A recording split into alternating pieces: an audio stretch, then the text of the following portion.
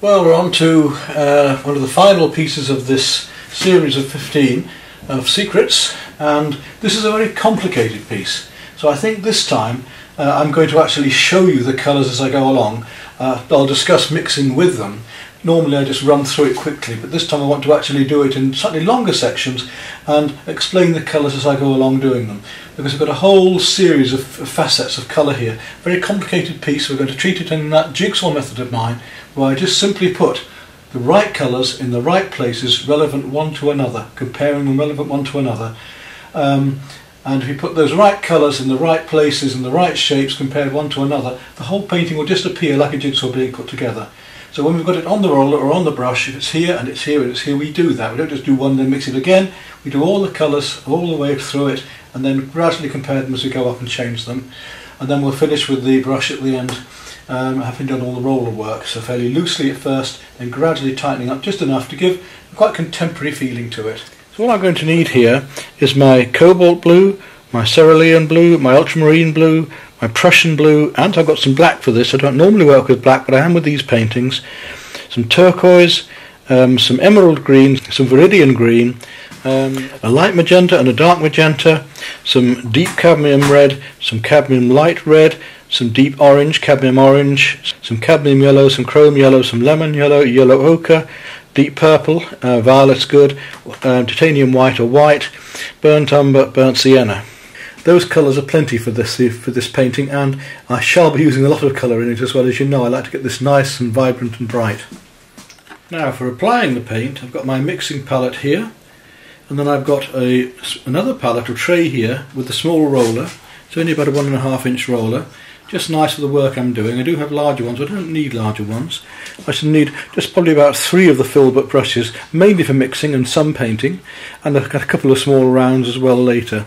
So very few brushes actually needed for this, very few materials actually required, just the basics. Well, here we go then, let's make a start on this painting.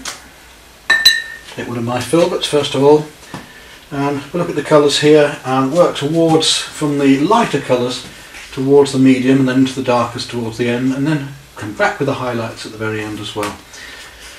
So first of all, I want to look at these sort of light grey yellows going on here. It's a very complicated picture. There's just so many colours going on. It's almost too complicated for the roller, but we'll give it a go and then we'll come back with brushes over this, because there's a lot of smaller marks to put in. We've got hundreds and hundreds of different colours to mix here.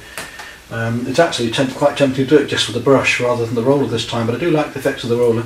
So we'll start off with these mid-grey yellows then. So I'm going to use a little bit of, obviously start with white, a little bit of lemon yellow,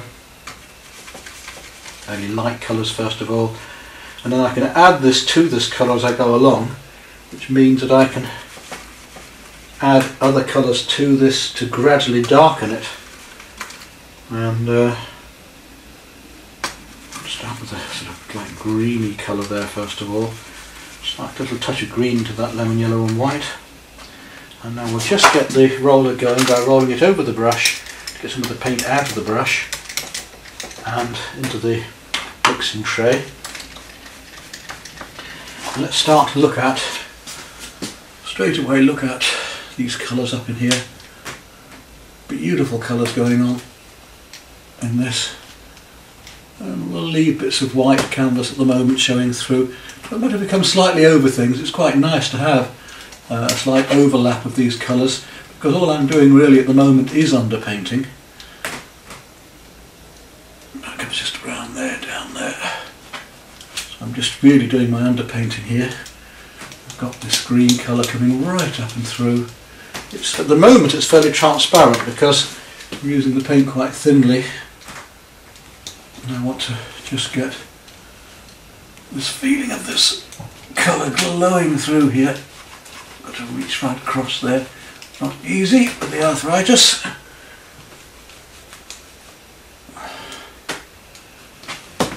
So mixing more of that colour up, make it a bit thicker. Might need a couple of coats.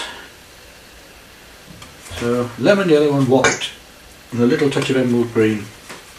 And lemon yellow and white, a little touch of emerald green.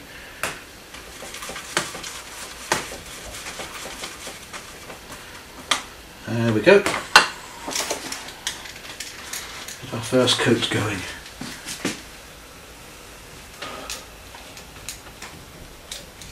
You can still see the lines underneath at the moment, my drawing, so I can gradually build this up.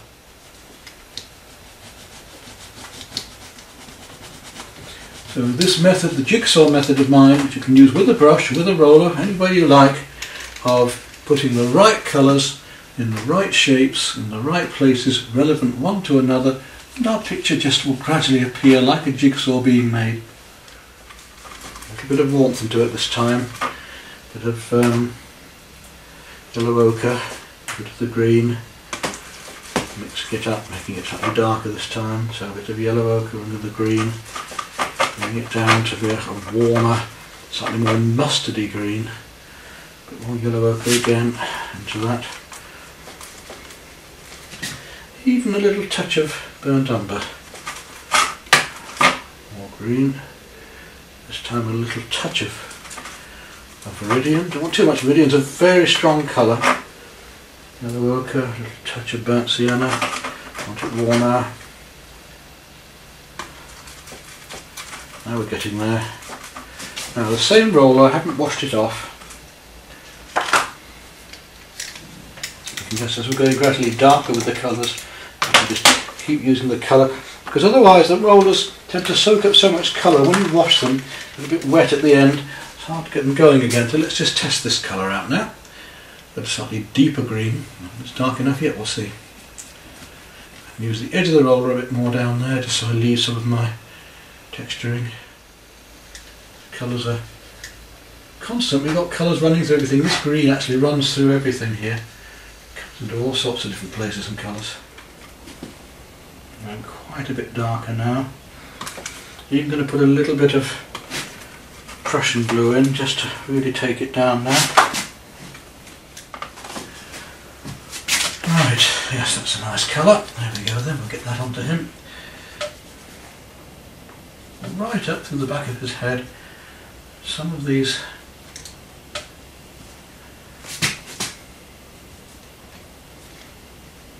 colours are coming through a lot of other different shapes.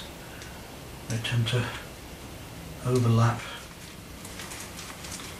Just cerulean blue, Prussian blue, yellow ochre. Give it a little bit quicker. There's many mixtures of paints one can do to make this similar, almost the same colour actually. Comes down here. It comes down through there into the coat. And comes around the back of the coat here as well. Right round there. So these colours, we'll block them in when we've got them on the roller.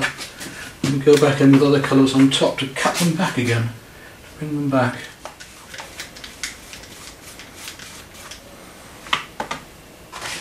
It really is quite an important colour in this painting, it's all over.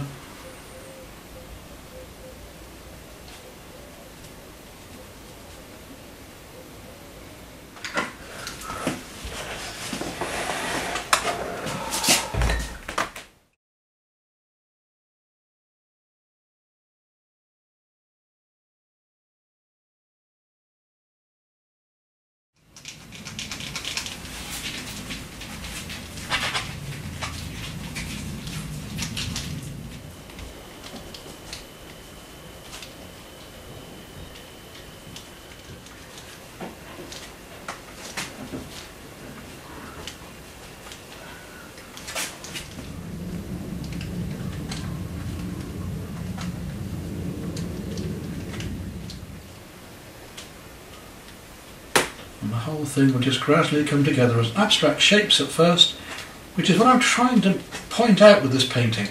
It is an abstract painting which has figurative connotations. So as these shapes come together, the eye and the mind start to turn them into something, but it isn't, it's just paint. So we're actually telling a lie. I said to children years ago at school, I said, I'm going to teach you, you can tell your parents that your teacher's said he's going to teach you how to lie. How to lie well by making an illusion here of our figures. To build these colours up, I don't want canvas showing, so I'm building up these colours gradually here to lose all of this canvas. A bit of lighter colour into it, a bit of white, and we'll just start to indicate these wonderful lights here.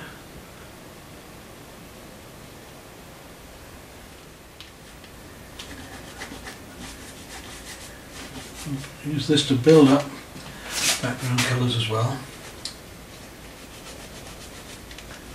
To work within those, and around them and over them. But you need to lose this white at the moment. Very important. A little bit more of the darker magenta and red to it. Just a wee touch of burnt sienna now. So I bring these colours warmer. Bring warmer colours in. Lovely embers and so on in the picture.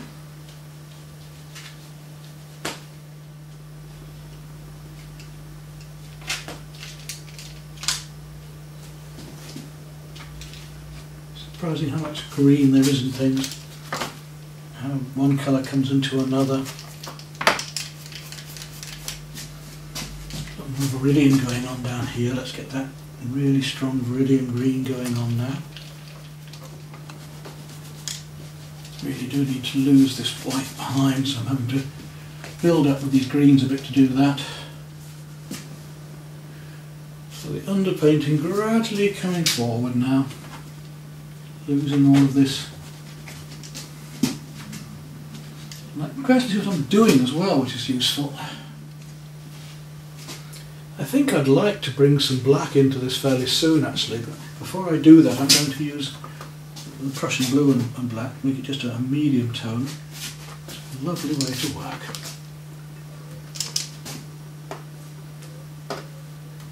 It's a very alive way to work. I don't know what I mean by that, but it's so lively in itself that it makes one get really involved actually into it. It's quite physical. It's quite tiring on the back, but it's great fun.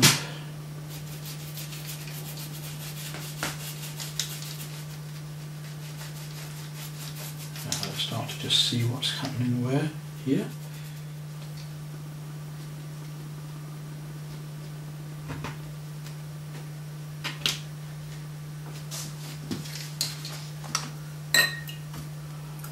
Loads of paint required for this job.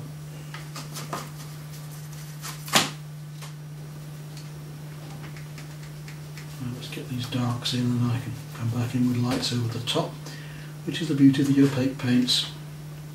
Where we paint with them, it's not like watercolour, which I'm going to be showing you later, where it's lights to darks. Here we can go either way whenever we want. It's fantastic.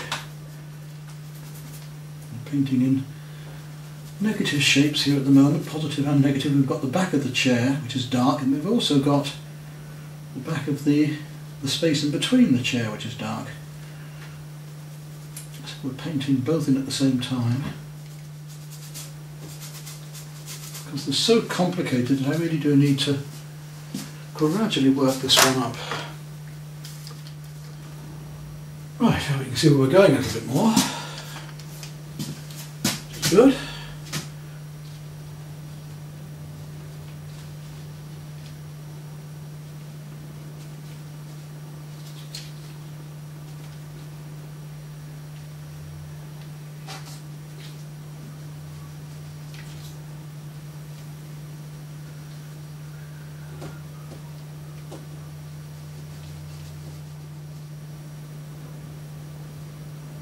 We've almost got rid of all of the bits of white canvas, so we can just start to see where I need to put colours in now. Lose these whites.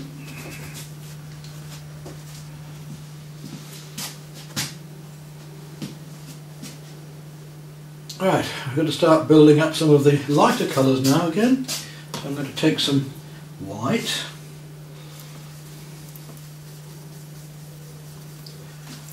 I want to start looking at some of these warmer yellows and greens on here, yellowy greens, so white, a little touch of lemon yellow on this, a wee touch of blue just to bring it down, just a fraction. A bit more white because it's a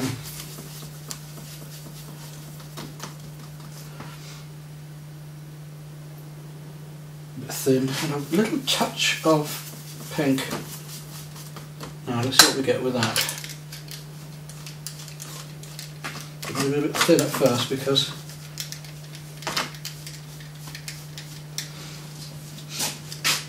I've only just started mixing a new mix, so drop that down again. I've got two chalices there,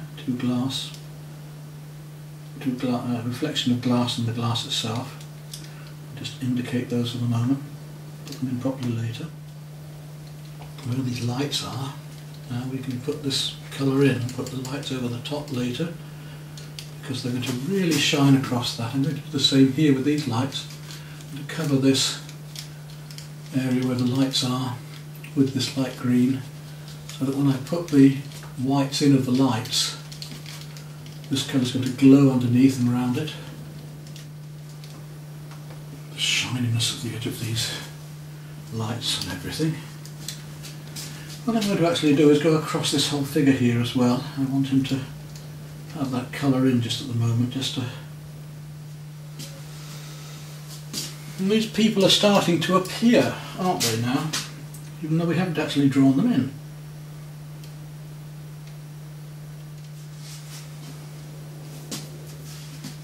Gradually building it up lighter and lighter. Colour, we'll add some more emerald green to it, much more yellowy green. With these lovely greens we can play with it. We'll make yellow greens change as well, because if we put a warm in, then the cool seems cooler next to it, you see, so we can play with these different intensities of colour, different hues of colour as well, warms and cools. As we go on, around here for instance, we can get these lights going a bit greener around the outside here, before I put the lights in later, because they are there, these yellow greens. It's a lovely way to find colour working with the computer like this and playing, and then taking it further yourself afterwards like this. Got some more greys to make again, so I'm going to take my cerulean blue again, a bit of magenta, cerulean blue, magenta. Give me with this yellow, it's going to give me a nice greeny grey in a minute. Haven't got a great deal of use for. We'll just bring it down a bit. A little more purple. So I've got a purple grey this time. There we are, a nice light purple grey, just what I wanted. A bit more purple into it, a bit more magenta into it. At the moment we're just using this lovely grey I've made. So this nice pink grey, just coming in all over the place, through here, up here. We find the colour wherever it is now, we can use it right through. And that pinky grey just around down here.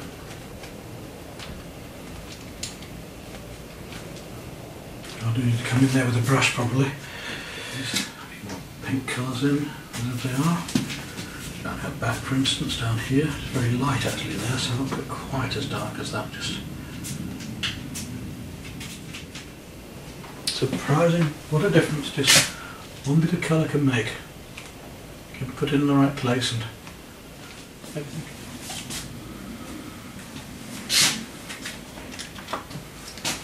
now let's try and get his face next.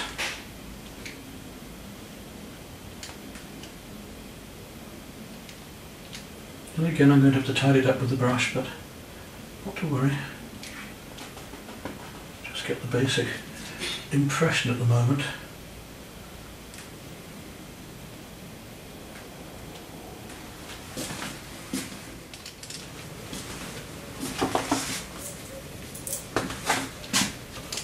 And that nice golden colour is coming down into the chandelier here.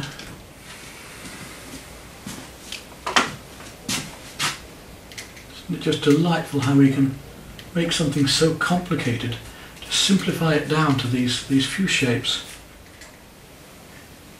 We've got to put the yellows in yet. We haven't really hit our yellows, only the greens. And while the colours on my roller, I need to find the back of her hair here.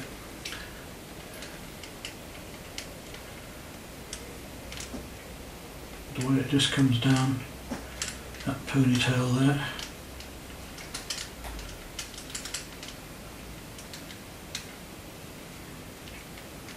Back of her neck to here.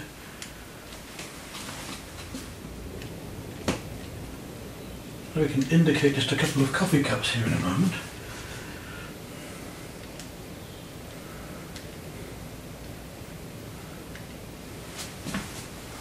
We need to move towards some more moves.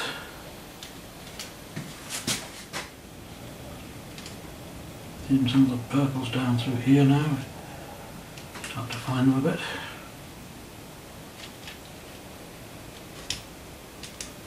Darker than that, in fact. I'll do that in a moment. Let's just indicate for the moment, just find them. Just want to tidy up a bit of dark before I put the yellows in. There's some areas like this that just want finishing off a bit more. Tidying up, bits of light canvas showing through and bits and bobs here.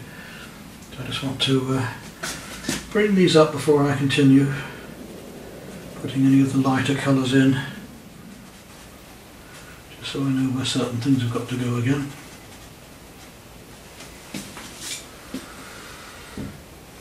Now, I want to pick that very deep purple blue from earlier. But it does now mean that I've now got rid of all of the whites that I don't want. And rediscovered shapes that I have lost a bit. Brushes, so I'm going to mix my colours more directly, perhaps a little more cleanly again now. Make that lovely light green that I had earlier with lemon yellow and white, and a little touch of the green. Get a feeling of these mirrors going on as well.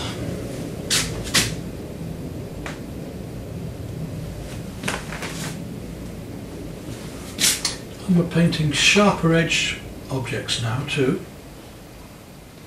So we need to balance these yellows out that we've got now in the coat and have them reflecting in other places with the oranges, so that the whole thing starts to pull together and becomes united. Because there's a lot more yellow going on in here now than that coat, which I haven't done until now. So now's the time. Have a go at it. Do orange into that. Look at these little highlights of warmer colours. Not to lose it too much. Be careful I don't overdo all of these marks. It is a very complicated picture, but even so, we don't want to overdo the details.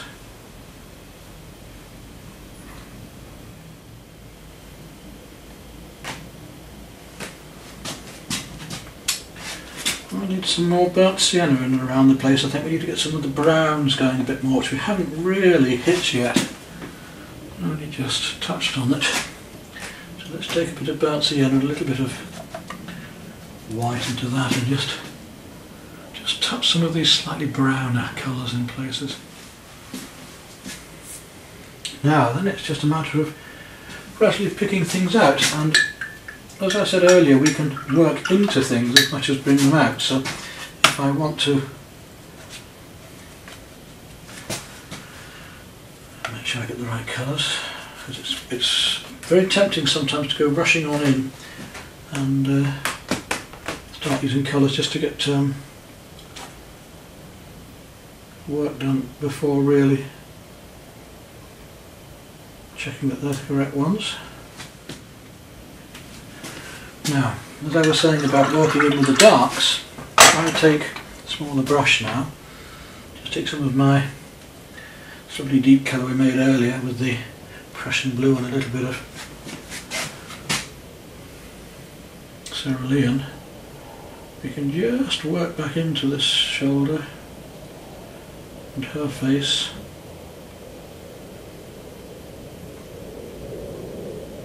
Her eyes coming just into here. Nose comes down just under the nose there. All I want to do is indicate these beautiful greens that are happening back in here that I haven't again really pushed yet, just indicated.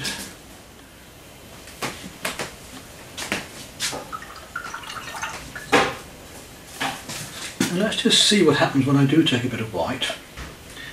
In this case with a very slight tint of blue in it. And we just lighten up a section here, for instance. A colour. And we just start to bring some of these lights out, happening behind here. Now you can see why I painted the underpainting earlier, to allow this to show through, to glow through the colours I'm doing now. And you see how the white now brings these colours out, and I've been using pretty pure colour, as you see now.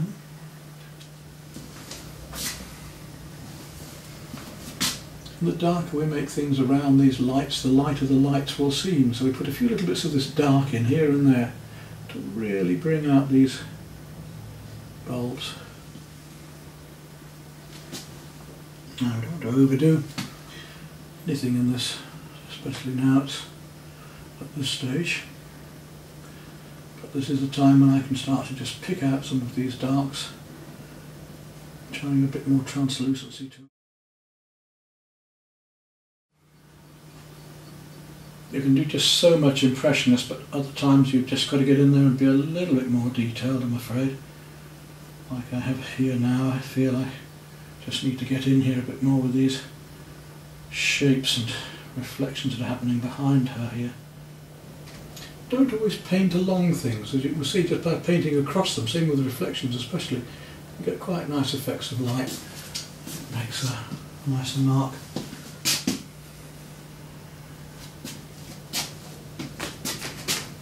I'd say I don't normally use pure white, but now I'm working up to something like this. I want these stark contrasts with this artificial light, bright, strong artificial light.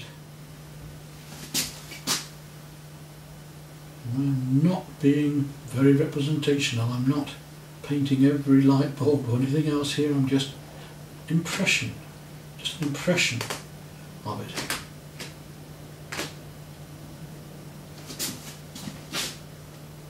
Get the right colours and the right shapes as near as I can, one to another, and these objects will just have a feeling of being near enough what I'm trying to emulate.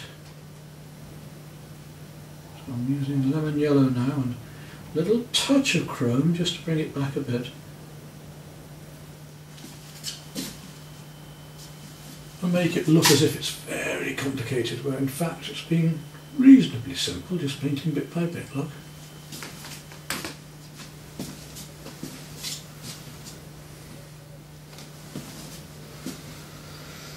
Some dangers, they're becoming too many bits, too bitsy-itsy, so be careful now.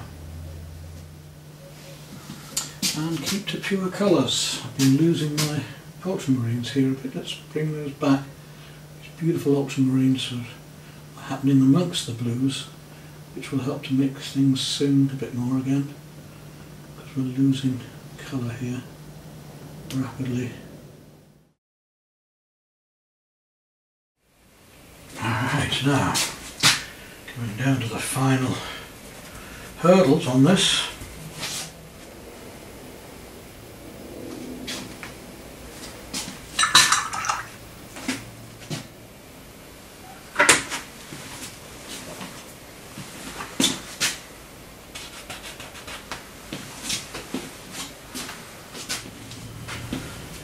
So little bits of warm or cool doesn't matter so much wherever they're going to go.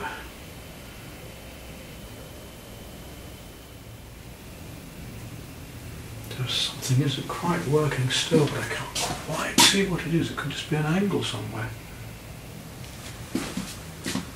It takes a lot, it just takes a little something. Je ne sais quoi.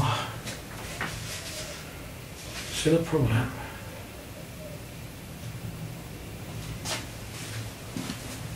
Let's hit the greens again. It's amazing how just even a few marks like that can make such a difference. Take these greens and we'll just look at some of the legs on here as well. It's a bit deeper. To decide when a painting is done, and in this case it's difficult. It isn't quite hitting me as it should. It's just a few colours here and there that are required that I haven't quite found somewhere. When I do, it'll be there. I reckon I've actually almost done, but I can't see what it is that I haven't. That's the trouble, it's not quite there and I can't quite see why. Looks better. It takes a few marks in the right places, that's for sure.